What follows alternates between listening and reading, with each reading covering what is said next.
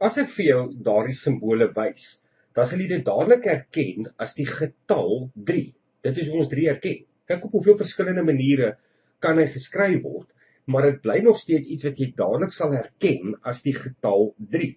Dieselfde gaan gebeur as ek vir jou die getal 4 gee. Verskillende maniere waarop die simbool geskryf kan word, maar ons herken hom as die getal 4. Maar nou die belangrike ding is, 3 is 3 en 4 is 4. 3 is nie 4 nie en 4 is nie 3. Hulle het verskillende simbole, daarom is hulle verskillende getalle. Maar as ons nou gaan kyk na breuke, dan verander die prentjie so bietjie. So as ek byvoorbeeld nou vir jou 'n pizza gee. Ons vat nou daardie pizza en ek deel hom presies in die middel deur. Wat ek dan het is 'n halwe pizza daar en 'n halwe pizza aan daardie kant. En wanneer ek dit skryf as 'n half, dan het die een bo die lyn en die twee onder die lyn 'n baie presiese en 'n baie pertinente doel. Die twee onder die lyn sê vir my in hoeveel dele is my pizza gesny en die getal bo die lyn sê vir my hoeveel van daardie stukke het ek dan nog geëet. So as jy 1/11 van daardie pizza geëet het, dan skryf ons dit as 1/2.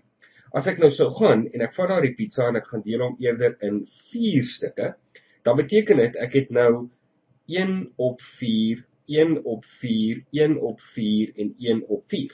So as ek een van daardie stukke nou sou eet, dan het ek een van die 4 stukke geëet. Weereens die 4 onder die lyn sê vir my hoeveel van daardie stukke het ek geëet.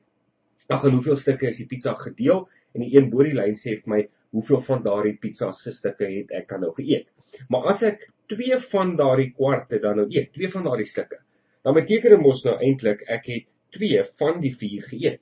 Maar jy kan duidelik sien dat 2 van daardie kwarte presies dieselfde is as die oorspronklike halwe pizza waarmee ons begin het. So is duidelike verband tussen die breuke.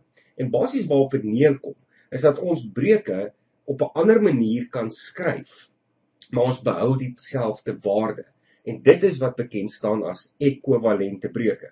So as jy nou daardie half vat wat ons het en jy maal bo die lyn en jy maal onder die lyn met 1 of jy maal net met 1, dan gaan jy mos dieselfde waarde behou.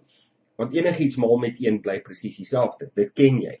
Maar wat ons nou doen in die konteks van breuke is ek maal nie met 1 nie, ek maal kom ons sê nou maar met 2/2. Want weer eens enige getal gedeel met homself is altyd 1. En daardie breuke streep beteken deel. So 2/2 beteken 2 gedeel deur 2 en dis 1. So as ek bo die lyn en onder die lyn met presies dieselfde getal maal, dan maal ek eintlik die hele breuk met 1. So bo die lyn kry ek nou 1 maal met 2 is 2 en onder die lyn kry ek 2 maal met 2 is 4. So daar is 'n verband tussen die half en die 2 kwarte. En dit is wat ons noem ekwivalente breuke. Dit's verskillende getalle in die breuk, maar die breuk self se waarde het nie verander nie. En hierdie is 'n baie belangrike beginsel in breuke. Jy gebruik dit baie. Die idee van ekwivalente breuke. So jy moet vertroud wees daarmee.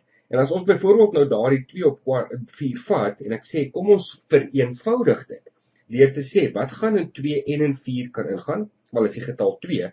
Dan kan ek sê 2 gaan homself in 1 keer en 2 gaan in 4 in 2 keer en dan is ek weer terug by my half.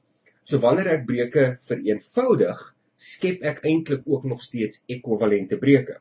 So as jy byvoorbeeld iets het, so sê nou maar 12/16 en jy sê ek sien 2 gaan in 12 ingaan en 2 gaan in 16 ingaan, dan gaan ek sê 2 gaan in 12 in 6 keer, 2 gaan in 16 in 8 keer, so ek sit met 6 op 8.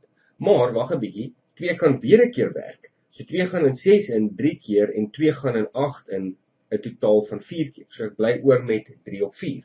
So wat ek nou het is 3 ekwivalente breuke, wat ek gekry het deur op verskillende maniere net te werk te gaan om te vereenvoudig. Want ek kon van die begin af gesê, 4 gaan in 12 in 3 keer en 4 gaan in 16 in 4 keer en ek kon van die begin af by die 3/4 geëindig het, as ek die regte getal ingedeel het in die 12 en in die 16. Maar dis nie belangrik om altyd die regte getal te sien van die begin af, as jy vereenvoudig nie.